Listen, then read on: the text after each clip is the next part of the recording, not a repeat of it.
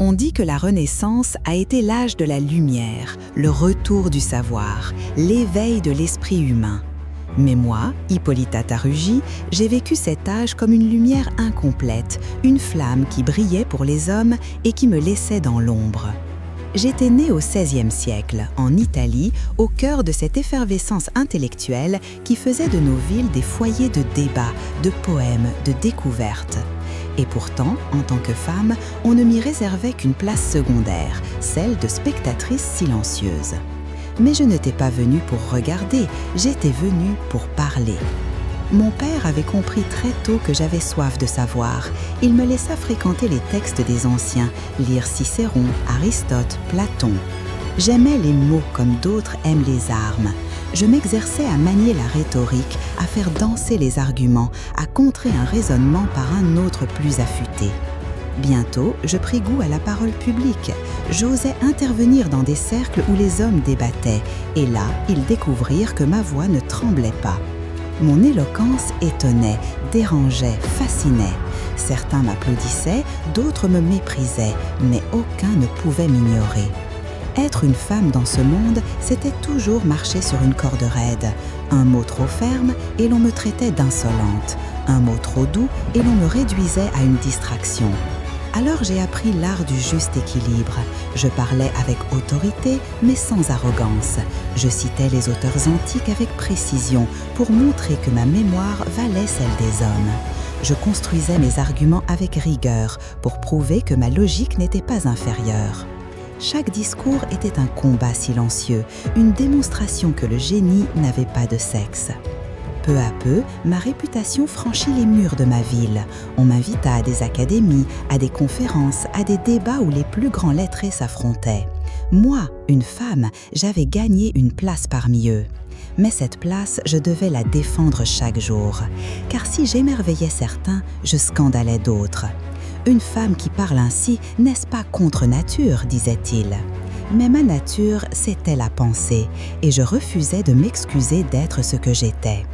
J'ai enseigné la rhétorique, j'ai formé des élèves, j'ai montré que l'esprit féminin pouvait aussi forger des orateurs. Mais l'histoire, elle, ne m'a pas accordé la même générosité. Mes écrits se sont perdus, mes discours n'ont pas été consignés. Ce qui reste de moi, ce sont des échos, des mentions, des fragments. Et pourtant, dans chacun de ces fragments, on devine la vérité. J'ai été une voix de la Renaissance, mais une voix que les siècles ont tenté d'étouffer. Je suis Hippolyta Tarugi, et ma vie fut une lutte entre reconnaissance et effacement. Quand je prenais la parole devant les académies, on me regardait comme une anomalie. Certains disaient « Voilà une femme qui parle comme un homme ». Mais je n'acceptais pas ce compliment empoisonné.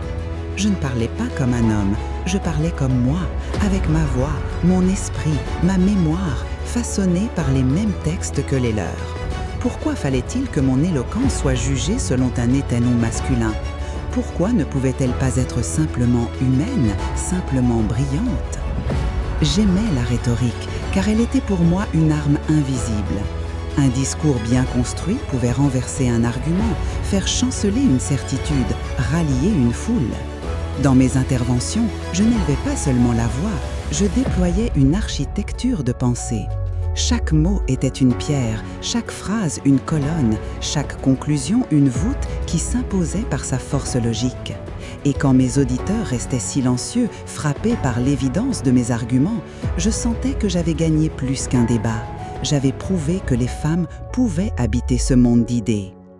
Mais cette victoire était toujours fragile, car les mêmes hommes qui m'écoutaient fascinés pouvaient, le lendemain, me traiter de curiosité, d'exception, d'anecdote. Ils admettaient mon intelligence, mais refusaient d'en faire une règle. « Hippolyta est unique », disaient-ils, comme pour éviter que d'autres femmes suivent ma voie. C'était leur manière de protéger leur monopole. Enfermer ma voix dans une vitrine, la montrer comme une rareté, tout en maintenant les autres femmes dans le silence. Je savais que je marchais sur un fil étroit. Si je me montrais trop audacieuse, on m'accuserait d'impiété, de folie, voire de sorcellerie. Si je me montrais trop docile, on m'effacerait sans remords. Alors j'ai choisi une troisième voie, persister. Je n'ai jamais cessé de prendre la parole, même quand mes écrits n'étaient pas conservés. Je savais que chaque discours, chaque leçon donnée, chaque élève formé était une graine semée dans un sol hostile. Peut-être que mes textes disparaîtraient, mais mes idées, elles, se transmettraient de bouche en bouche. Je n'avais pas les armes d'un prince ni la puissance d'un mécène, mais j'avais ma voix. Et dans une époque où l'imprimerie commençait à diffuser des idées nouvelles, je voulais que ma voix soit un écho de cette renaissance, pas un murmure étouffé par le patriarcat. Mon héritage n'était pas dans des volumes reliés, mais dans la mémoire de ceux qui m'avaient entendu. Et c'est là que réside ma trace, même si l'histoire a voulu me réduire à un nom oublié. Je me souviens encore des regards de certains érudits lorsque je prenais place dans une salle de débat. Ils attendaient de moi un spectacle, une preuve de curiosité exotique. Une femme qui parle, c'était rare, presque incongru. Mais quand j'ouvrais la bouche, leur sourire moqueur s'éteignait. Ils comprenaient que je n'étais pas là pour amuser, mais pour convaincre. Je citais Cicéron avec la même aisance qu'eux. J'analysais Aristote, je comparais Platon aux penseurs de mon temps. Et dans leur silence gêné, je voyais la preuve que ma voix avait franchi la barrière du préjugé. Mais je savais aussi que ma place n'était jamais garantie. Un homme pouvait parler 1000 fois et être respecté à chaque occasion. Moi, je devais toujours recommencer à zéro, toujours prouver que je méritais d'être écoutée. Chaque discours était une épreuve, chaque débat un combat pour légitimer ma présence. On ne me jugeait pas seulement sur mes idées, mais sur mon sexe. Si je réussissais, on disait que j'étais une exception. Si je faiblissais, on disait « voilà bien la preuve que les femmes ne sont pas faites pour cela ». C'était une double peine, un fardeau constant. Pourtant, je persistais, car ma passion n'était pas seulement dans les mots, mais dans la conviction que le savoir appartient à tous. Je voulais que les femmes sachent qu'elles pouvaient aussi manier la parole, qu'elles pouvaient aussi enseigner, qu'elles pouvaient aussi être écoutées. J'acceptais de porter ce fardeau parce que je savais que, quelque part, une jeune fille entendrait parler de moi et se dirait « moi aussi, je peux apprendre, moi aussi, je peux parler ». C'était cette pensée qui me donnait la force de continuer, même face aux moqueries et aux exclusions. Un jour, on m'invita à prononcer un discours dans une académie prestigieuse. Les bancs étaient remplis d'hommes influents, de notables, de lettrés. Mon cœur battait, mais ma voix ne trembla pas. Je parlais de vertu, de justice, de la responsabilité des savants dans la cité. Et quand j'eus terminé, la salle resta un instant silencieuse avant que certains n'applaudissent. D'autres restaient crispés, incapables d'admettre publiquement qu'une femme venait de les surpasser. Mais peu importait, j'avais dit ce que j'avais à dire et je savais que mes mots resteraient dans leur mémoire, qu'ils le veuillent ou non. Je n'avais pas besoin de victoires éclatantes. Chaque parole, chaque élève formé, chaque esprit marqué par ma voix était une victoire en soi. Même si mes écrits disparaissaient, ces traces invisibles demeuraient. Et je misais sur elles, car je savais que l'histoire se souvient parfois moins des livres que des voix qui ont osé briser le silence. Je suis Hippolyta Tarugui et j'ai appris à vivre entre la reconnaissance et l'oubli. Les académies m'ouvraient parfois leurs portes, mais jamais complètement. On me laissait parler, mais rarement écrire. On m'écoutait avec étonnement, mais on ne consignait pas mes mots. C'était là le piège tendu aux femmes de savoir. Nous pouvions impressionner, mais nous ne pouvions pas laisser de traces durables. Ainsi, on espérait que le temps finirait par nous effacer. Mais je savais que la mémoire ne se limite pas au parchemin. Elle vit dans les esprits, elle circule dans les récits, elle survit dans les murmures. Je voyais autour de moi d'autres femmes brillantes, musiciennes, poétesses, érudites. Certaines trouvaient des mécènes, d'autres s'éteignaient dans le silence. Moi, j'avais choisi la parole. C'était risqué, car chaque discours était un défi au monde qui m'entourait. Mais c'était aussi ma manière de respirer. Quand je parlais, je me sentais libre. Libre de ne pas être confinée au rôle d'épouse ou de mère. Libre de montrer que l'intelligence ne se cache pas derrière un sexe, mais derrière une pensée. Et cette liberté, même fragile, était mon trésor. Un jour, un lettré me lança avec ironie. « Pourquoi gaspiller ton talent à débattre alors que tu pourrais le consacrer à ton foyer ?» Je répondis calmement, « Parce que le foyer n'éclaire pas la cité. » Ce fut ma conviction. Le savoir ne doit pas rester enfermé, il doit éclairer le monde. Et même si mes paroles ne franchissaient pas les murs de l'académie, elles illuminaient ceux qui les entendaient. Cela suffisait à justifier mon combat. Je savais que les générations futures pourraient ne pas connaître mon nom. Mais je ne vivais pas pour la gloire, je vivais pour l'acte même de parler, pour l'instant où une idée prend forme et traverse l'air comme une flèche invisible. Ces instants, personne ne pouvait me les voler. Même si mes discours n'étaient pas écrits, ils avaient existé, ils avaient touché, ils avaient modifié quelque chose, ne serait-ce qu'une conscience. Et c'était déjà une victoire. La Renaissance aimait se présenter comme une ère de progrès, mais ce progrès avait ses limites, et les femmes comme moi étaient la preuve vivante de ces contradictions. On nous admirait, mais on nous effaçait. On nous écoutait, mais on ne nous citait pas. On applaudissait, puis on refermait les portes. Mais malgré tout, j'ai persisté, car je savais que dans chaque fissure de ce mur d'oubli, ma voix s'était infiltrée. Et une voix, même étouffée, peut résonner longtemps après qu'elle s'est tue. Plus les années passaient, plus je comprenais que mon nom risquait de disparaître. Les hommes de mon temps écrivaient leur propre gloire, gravaient leurs pensées dans des livres imprimés, tandis que mes discours restaient suspendus dans l'air, confiés seulement à la mémoire des auditeurs. Mais je refusais de voir cela comme une défaite, car chaque mot que j'avais prononcé avait germé quelque part, peut-être dans l'esprit d'un élève, peut-être dans le cœur d'une femme qui m'avait entendu, peut-être dans le silence d'un homme qui, malgré lui, avait reconnu ma valeur.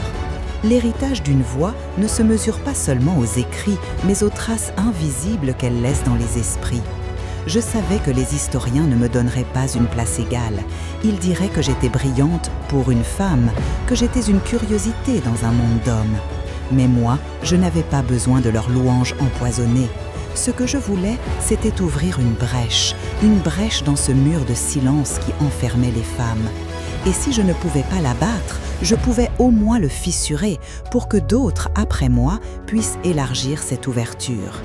J'acceptais d'être un éclat, une fracture minuscule, si cela permettait un jour une percée. Dans mes cours de rhétorique, j'enseignais aux jeunes qu'une parole bien placée vaut plus que 1000 cris. Je leur montrais que la logique est une armure, que la mémoire est une arme, que l'éloquence est une force plus redoutable que la force brute. Et en secret, j'espérais que mes élèves, hommes et femmes, porteraient ce savoir plus loin que moi. Car une idée ne s'éteint pas avec celui qui l'énonce. Elle voyage, elle se transforme, elle renaît dans d'autres bouches. C'est cela que je voulais, semer, même si je ne voyais pas la récolte. La Renaissance s'est vantée d'avoir redécouvert les anciens. Moi, j'ai voulu rappeler que le présent ne pouvait pas se construire en effaçant la moitié de l'humanité. Mes mots n'étaient peut-être pas gravés dans le marbre, mais ils avaient une force vivante. Et cette force, je la portais avec fierté, même si elle ne me garantissait pas la gloire éternelle. J'ai accepté l'oubli comme une éventualité, mais jamais le silence comme une fatalité. Car tant que je parlais, tant que je débattais, tant que je refusais de baisser les yeux, j'existais. Et cette existence, aussi fragile soit-elle, était déjà une victoire contre l'effacement. Je suis Hippolyta Taruggi. Mon nom ne résonne pas dans les grands manuels. Mes écrits ne sont pas conservés dans les bibliothèques. Mes paroles se sont dissipées dans l'air des académies. Mais j'ai existé. J'ai pris la parole dans un monde qui voulait m'imposer le silence. J'ai enseigné, j'ai débattu, j'ai montré que la pensée n'a pas de sexe et que l'éloquence n'appartient pas à un seul genre. J'ai été une voix dans la Renaissance. Et même si l'histoire a tenté de m'effacer, je sais que chaque mot que j'ai prononcé a laissé une trace, invisible mais tenace. On dit que les femmes de mon temps n'avaient pas de rôle dans le savoir. Moi, j'ai prouvé le contraire. Même sans livre publié, même sans statut, même sans reconnaissance officielle, j'ai été présente. Présente dans les débats, dans les mémoires, dans les conversations qui suivaient mes discours. J'étais un souffle qui dérangeait, une preuve vivante que les femmes pouvaient penser, enseigner, convaincre. Et ce souffle, aucune censure, aucun oubli ne pouvait l'étouffer complètement. Je n'ai pas eu la gloire des grands humanistes, je n'ai pas eu la postérité des philosophes célèbres. Mais je n'ai pas eu besoin de cela, car ma victoire fut d'exister là où l'on me disait invisible, de parler là où l'on me disait muette, d'enseigner là où l'on me disait ignorante. Chaque instant où j'ai pris la parole a été une conquête. Et cette conquête, même éphémère, valait plus qu'un silence éternel. Aujourd'hui, si vous prononcez mon nom, si vous racontez mon histoire, alors je renais. Je reviens, non comme une curiosité, mais comme une preuve. Une preuve que les femmes ont toujours été là, qu'elles ont toujours pensé, parlé, écrit, mais qu'on a choisi de ne pas les retenir. Je suis Hippolyta Taruggi et je suis la voix qu'on a voulu oublier. Mais tant que vous m'écoutez maintenant, tant que vous me restituez ma place, je ne suis plus oubliée. Je suis vivante, dans chaque oreille qui reçoit mes mots, dans chaque esprit qui les garde, dans chaque femme qui ose parler malgré le poids du silence.